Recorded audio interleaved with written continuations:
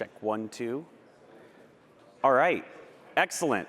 So, hi everybody. We're getting down to the end of day one here, and real exciting talk. I'm going to talk about how to demo VR, or you're going to come on board with us. So, pun-based company. Who am I? I'm Andrew Eiche. I'm a producer, developer, and an alleged certified adult at Owlchemy Labs. That's my official title, TM and all. And let's get into it. So who cares? Like, what does it matter? What is this whole, why even give this talk? Well, VR is still brand new. The majority of the players you're going to be interacting with and talking to, they're going to actually be, many of them have never played VR, especially if you're at a conference setting like PAX. A good demo is what is going to give them a great first impression of your game. If you have a bad VR demo, that's going to just give you a terrible impression of the game from minute one. And many times it's going to be you, the developers, who are giving that demo. Whether it's to the general public or to an investor or to just your family members, you want them to have the best possible experience, and the best possible experience starts with you being able to give a high quality demo. And lastly, you're an ambassador for the medium. We, the community, would really appreciate if you didn't screw up VR for all of us. So don't do that. Like, give a good demo. And step one is you're already here. So at Owlchemy Labs, we've done probably in over 10,000 demos at this point on VR systems. Just an incredible amount of them. We have so much experience with this, and we want to give it back to everybody else. So we're going to be doing a little kind of Goofus and Gallant style bad demo, good demo experience to show you how to give a proper demo. So let's start about the setup here. There's a bunch of stuff you have to do before you even get started demoing. We're going to focus on the HTC Vive during this talk. Now, there are some particular things I'm going to mention that are specific to this system, but in general, you can apply these lessons to any of the hand-tracked VR systems, and many of these lessons, even down to the mobile VR. So your setup should start with hardware, right? Let's make sure we have all the right hardware. First is we need a PC above min spec. If you're not even going to show up with a system that's capable of running VR, then there's no point. Then you need to if you're using an HTC Vive, you need to use a sync cable. Don't rely on the visual, kind of syncing with the lighthouses. You should use the sync cable because it's your best bet to have it work in 100% of the situations. You should be using wired headphones, which I have some on stage, not wireless headphones. Especially in a conference situation like PAX, you have no clue what wireless interference is going to be happening. Our cell phones are probably all not working, even in this room, just because of how many antennas we have. You should get a USB microphone with a hardware mute button. And this is really important because when you're in a loud conference room, you don't want to have to yell over both the general murmur of people talking and your own game to convey something to one of your players. So it's really important to get one of those and to set up it so you're listening to the device. There's a Windows setting under audio setting where you could say, hey, listen to my device.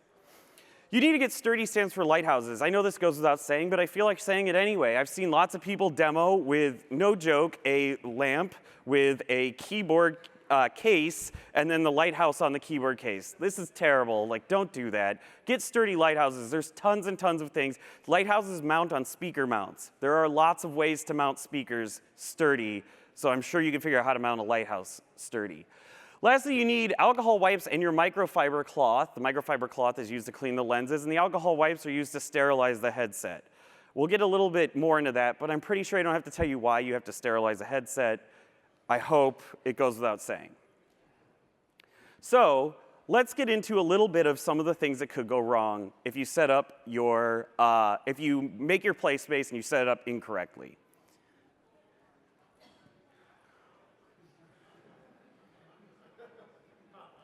So the first thing that we want to do here, and there's a buzz, a loud buzz, so we want to make sure we catch that too, is you need to make sure that your Playspace is properly marked. Now, you don't have to mark it with gaff tape or, barricades or anything, but you need to make sure that the other people who are walking around, especially in a group situation, understand where players could be within the confines of the Playspace and know not to walk there. And it's easily communicated to them. let's see another potential pitfall. There we go, there's the buzz. So in this particular situation, you can see that Alex, our CEO, is bumping the lighthouse. Now the lighthouse controls your whole world is centered on it. When you bump the lighthouse, your entire world drops out of under you. It feels awful, you get sick, and to make matters worse, you could fall over. And so you need to make sure that your line, when you have people lined up, isn't lining up there, that people aren't gonna be leaning on the lighthouses or bumping on the structure that moves them, that area is left clear, because you don't wanna wreck someone's entire world. Here's some additional Playspace notes. You need to make sure that there's no direct sunlight shining on your headset or your controllers. We strongly, strongly recommend against demoing outside, but if you are going to demo outside, you have to make sure that sunlight is not going to shine through any of the material that you're demoing in. And if you're demoing outside, you have to have a tent to begin with. But yeah, direct sunlight's gonna mess with your tracking. Any walls you use have to be opaque. This is incredibly important if you're doing multiple kiosks. And you'd be surprised at how strong the lasers are in the lighthouses and what type of fabric they can actually shine through. So be very careful to make sure that you have opaque walls. The easiest way to tell if you're having that particular problem is when you move your controller, there's a certain area within your space that tracking gets weird and you don't understand why. You need to make sure there's a safe zone within your Playspace that you've set up for the demo givers and the player's stuff. So when the demo giver pushes play, outside of the tracked volume that you've set up, you shouldn't be worried about somebody wandering in there and punching the demo giver in the face or them tripping over their own backpack. You need to make sure you have that. And lastly, the floor should be flat. I know that sounds strange, but we have demoed in parking lots where the floor was not flat, and in the Vive, everyone's going to calibrate to a floor height, and it'll mess with your brain if it's not flat.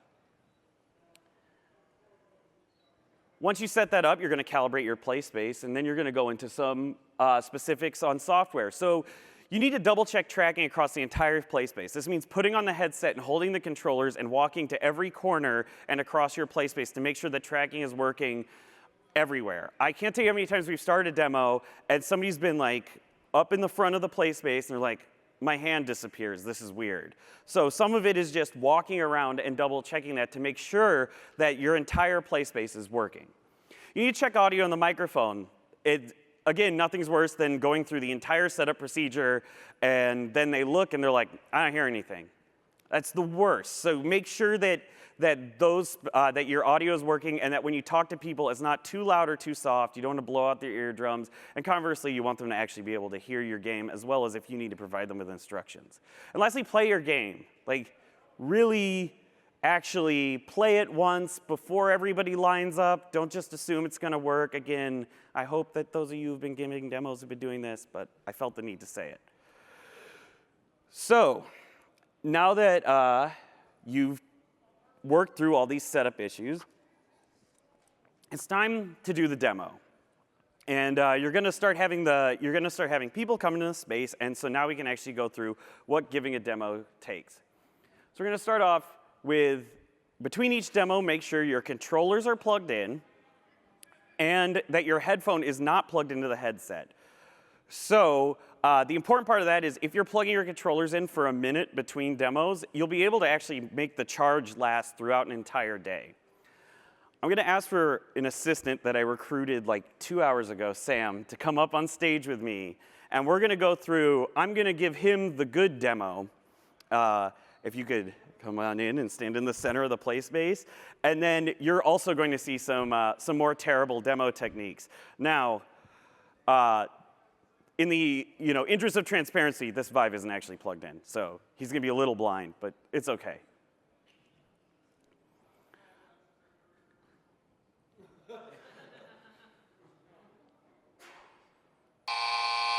So please get a waterproof gasket for your headset. VR Covers sells one. They're awesome. But also, there's a number of different, there's vendors that sell these waterproof gaskets. If you're going to be demoing to hundreds of people, make sure you have this.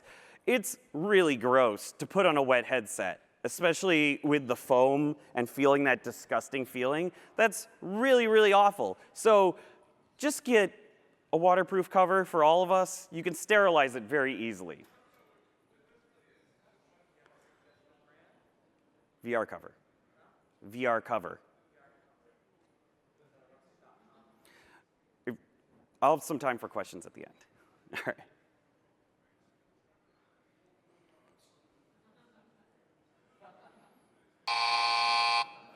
So we're now going to get started into the demo. So the first thing you should not do is don't just point at the floor and say, hey, here's a bunch of VR stuff. Your players have never done VR. I wouldn't tell him to just pick up the headset and play with it. You're going to have to guide these people for their first experience. You're the ambassador for VR here. You need to bring them in. So let's see one more bad experience, and then we'll get Sam into a demo.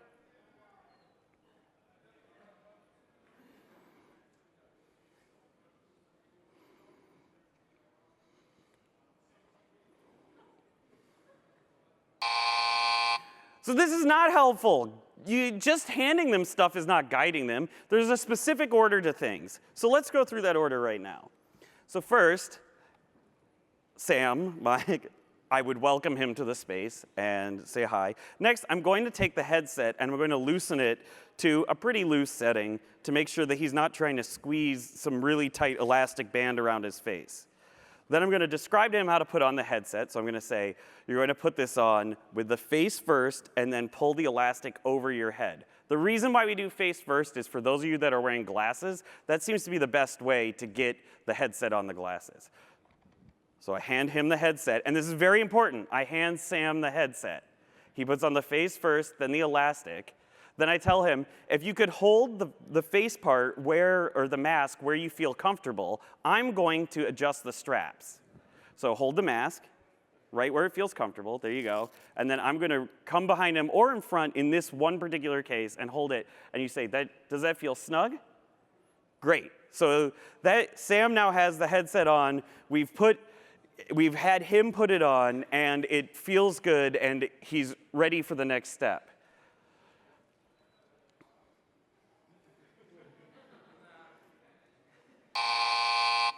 Don't put the headset on your players. Let them put it on themselves. It's a weird personal space violation to have somebody's hands in your face and to try to put that onto somebody. It's just too uncomfortable. People can figure this out on their own.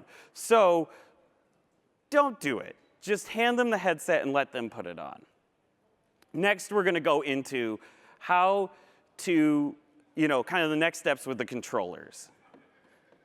So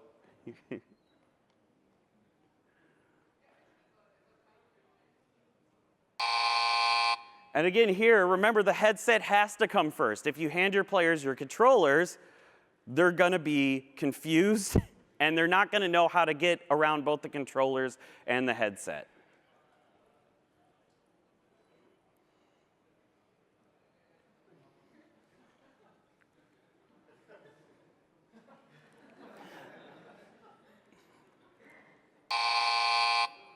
So don't just hand them a pile of controllers. We've actually seen this happen. Your players aren't going to understand what to do with your controllers. So you are going to hold your controllers from the bottoms like I'm doing right now on stage. The reason why the bottoms is so you don't cover up any of the light sensors. And you're going to face your players and hand them the controllers. So you're going to face your players. And you're going to stand about one step. So this stage is very small. I'm not going to take another step back. But you're going to say, you're normally going to say to your players, can you see your controllers? And if the headset was plugged in, they would say yes. And then you would say, excellent. Now can you reach out and grab them? And you would reach out and grab them. Take one step. There we go. And then he would normally be totally able to see the controllers, reach out and grab them. And the point of that is we need your players to take a step so they don't get stuck in place.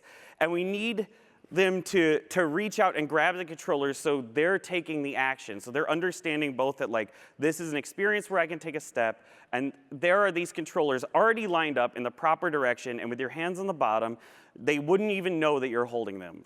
In the headset, they're just floating in space. Now let's talk about the chaperone.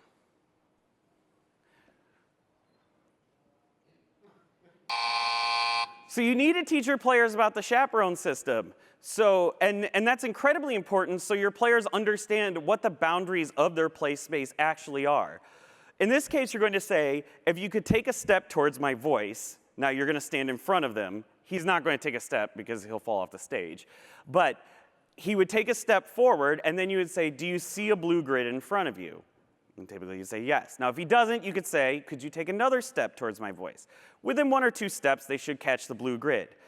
We then tell them the blue grid represents the boundaries of your play space. If you cross the blue grid, on the other side are normally people or furniture, neither of which wants to get hit by your controllers. So feel comfortable moving up to the edge of the blue grid, but please don't cross it. That is and you need to make sure you give them all that instruction. The one additional thing you say is, the blue grid will appear whenever you get close to the edges of your play space. So after you say all of that, now players should understand how to move in VR, they should have controllers, have a headset, and understand the safety mechanism that's going to keep them from crashing through the walls or into your line. So now it's time to get them into the experience. There's one last thing we need to do. We got to put headphones on your player.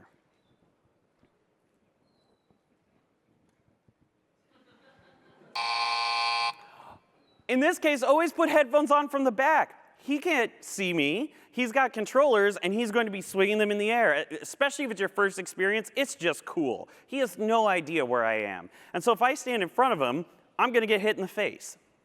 So make sure you inform your player what you're doing. You say, hey, I'm going to put headphones on you, and then we'll get you set up in the experience. And we put headphones on from the back, plug them in,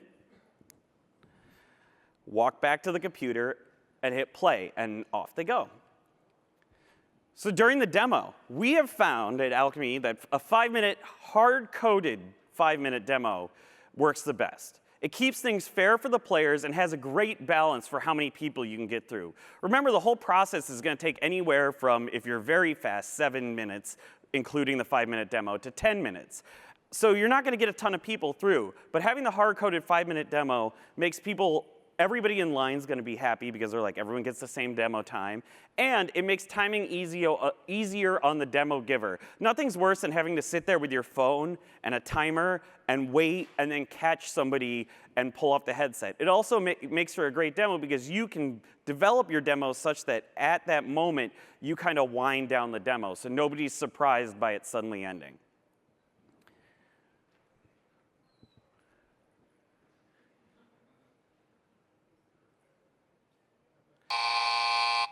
Don't hold on to the cable while you're demoing. I know it's very tempting, and it might seem like people might trip, but we have never seen a person trip over their cable while in VR. We've only seen people trip over cables while they're walking across our studio out of VR. But once you're in VR, you're always very aware of the fact that there's some cable attached to you. And try to keep your talking over the mic to a minimum. Let your experience kind of play itself out. Unless there's some real kind of showstopper that they've run into, the microphone is there as an out for you.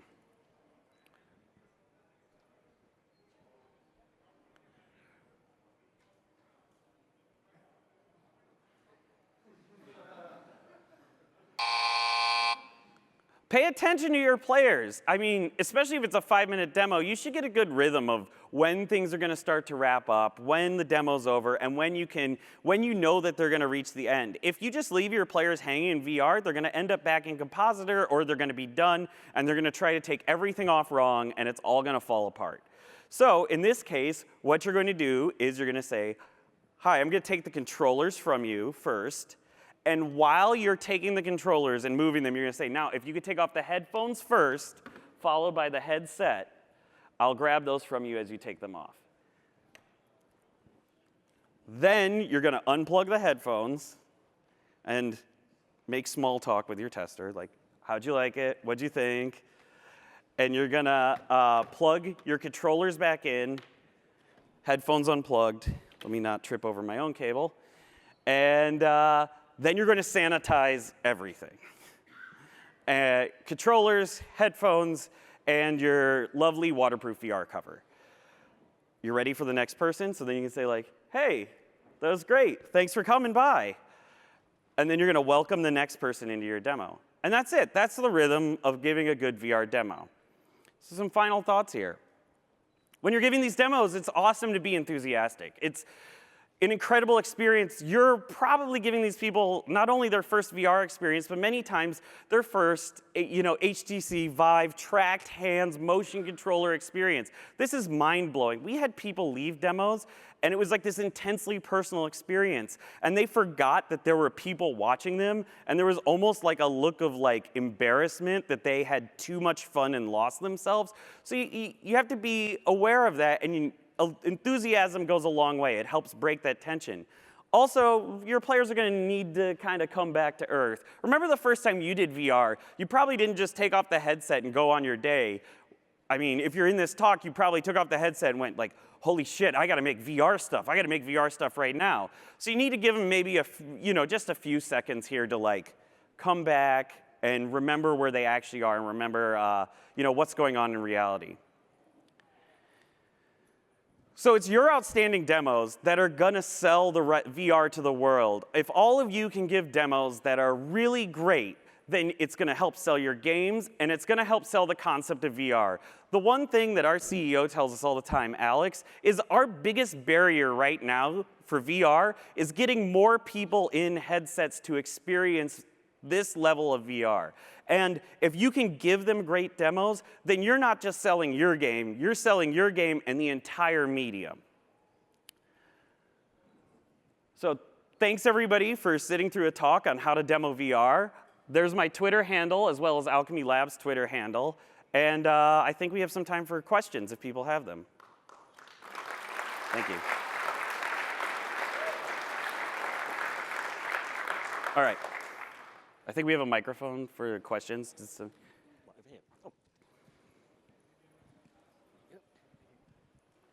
A lot of that was really awesome. I put people through VR every day, and I learned a couple new things here too. So thank you so much. Oh, great. Glad I could help.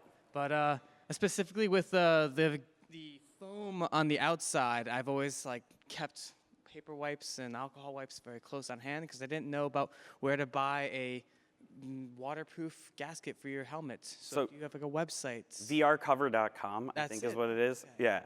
They make it, but there's other groups making it. And as VR becomes more widespread, you'll see more of these kind of covers and different, accessories. And one more thing, do you think you should pre-design a first-time user demo experience, or to put a player in the middle of the action and then just describe what's going on and let them have fun? To have more activity versus a structured demo section. So I think that goes to kind of the heart of what we do at Owlchemy Labs, which is we assume that our players haven't done VR, and when we put you in our games, we put you in a situation where it would be okay if you haven't done VR before, to kind of learn things. If you look at the office and job simulator, right, the first things you're doing are look at this board, pick up a donut, eat it, right? Really kind of simpler interactions. So we're always designing a ramp up to accommodate that level of player who's never really seen or done anything in VR. We could probably make it easier if people had questions and they lined up. One of the biggest problems I have when demoing VR is trying to explain to people how to use the controllers, especially people who don't play video games and aren't used to having controllers. Do you have any tips on explaining about the trigger and the trackpad and the button? So when we do our demo, if you noticed, almost everything that we did was actually in the compositor before we started the game. That's a great time to tell people about specific buttons. So I didn't go into that because each game has different requirements. But on Job Simulator, we would say the only button you need to know are the triggers. If you look on the underside, and we can see what they're doing, and they see exact representations of their controller, we're like, those triggers, that you touch with your index finger. Because we've seen people grab controllers, in the middle or grab them wrong, and then they kind of get it. And if you need to explain the trackpad, do all of that in compositor. That's your best bet. Hey, great talk. I'm sure this hasn't ever happened with Job Simulator, but Have you ever seen anyone demoing get sick, and how do you handle that? So yeah, we very specifically design our games to avoid sickness at all costs. Something similar is I've seen people that just tap out, and I guess that's a very similar, like, analogous thing where somebody's like, I'm done, and they just start taking everything off, and that's why you have to pay attention.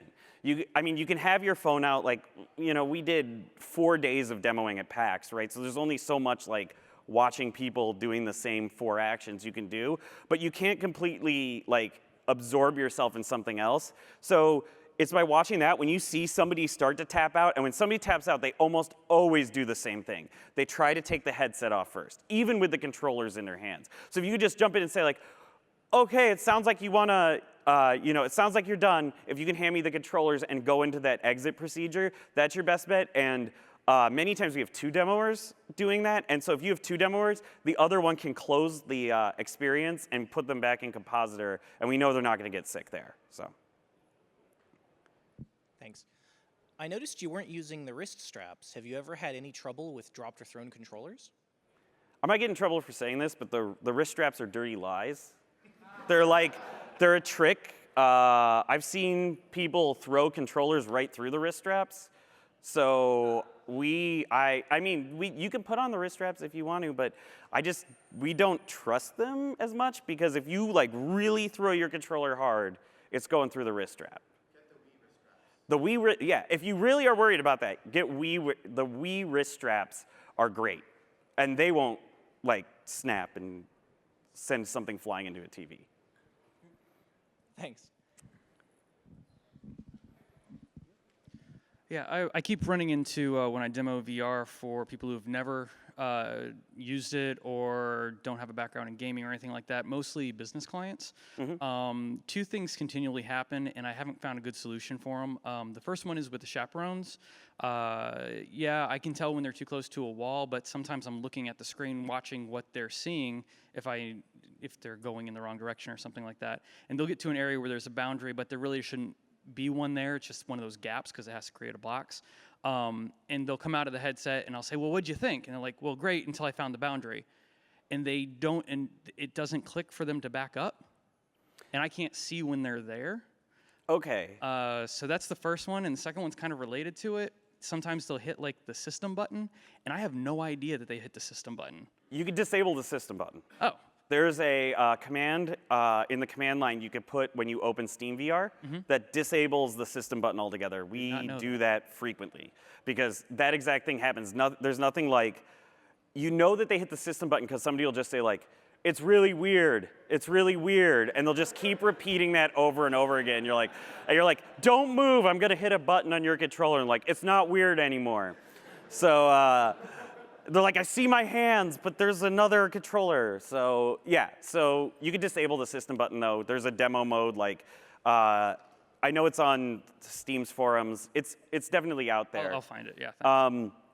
With regards to your other one, some of that's in the game design. We don't have that problem as much with Job Simulator because we focus a lot on, like, making sure that we put objects in your Playspace such that you don't want to go past it.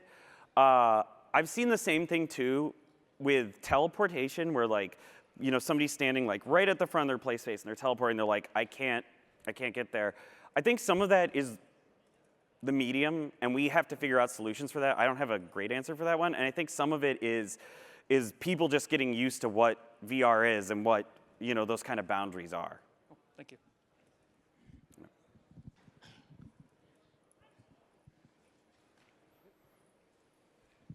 This is probably sort of an obvious question, and maybe it comes more from attending demos rather than giving them, but what do you do when you see way more people in line than you could possibly demo? That is actually not an obvious question. That's a great question. And I think that, like, there aren't any dumb questions for this presentation. Like, the whole point of this is, like, hey, we all don't know how to do this. So we cap our lines at 2 hours. We come from Austin, Texas. In Austin, Texas, like, we have a culture of lines and standing in lines and also getting kicked out of lines. Like, that's very common. Like, you go get barbecue and they hand you a sign. They're like, I'm the last person that has brisket, right? And so one of the things that we do is we walk, so doing the Rick and Morty demos, hard cap of 2 hours. Like, there's no like, we feel bad that people have to wait 2 hours to play it. We would feel terrible every single day at PAX, you know, and with VR being so popular, you could line people up such that you're like, that's the whole event. So one of the tricks we've used is we either have brand ambassadors or people helping us that stand at the end and say, like, the line's closed, the line's open, and we hard cap it at a time limit. Or you hand somebody a sign, and they just stand there and they say, I am the end of the line. And you do have to be apologetic, but what we do is we make sure we hand it out early. The sign, if you get the sign out early such that people can still have like a whole event and it's nice and you haven't been like, hey, I'm handing the sign to this guy, 4 people from, you know, from the front, people will be a little pissed off. But if you can manage the line from the start of the day, that's actually a really great way. And then if you tell people too, that lets you do 2 things. If you're in line, you're getting a demo, and if you're in line, the maximum wait is X, whatever you decided. And we use 2 hours as our maximum line. So, all right, yeah, I think we're out of time here. So, thanks everybody for coming. Awesome.